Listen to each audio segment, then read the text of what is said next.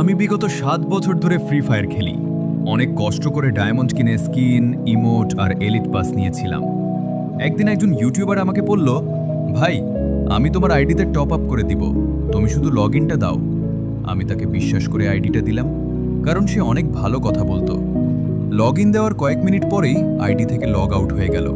এরপর আর কোনোভাবেই আইডিতে ঢুকতে পারলাম না।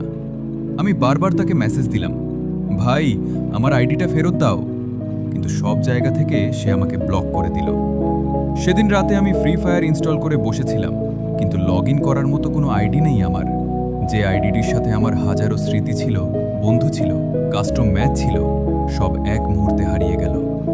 আমার ফ্রেন্ড লিস্টে থাকা বন্ধুরা ভাবলো আমি হয়তো গেম ছেড়ে দিয়েছি, কিন্তু কেউ জানতো না আমি গেম ছাড়িনি, আমার স্বপ্নটাই হারিয়ে গেছে। তোমাদের যদি কোনো গল্প থাকে কমেন্ট করো, নেক্সট ভিডিও তোমার গল্পের উপর বানাবো।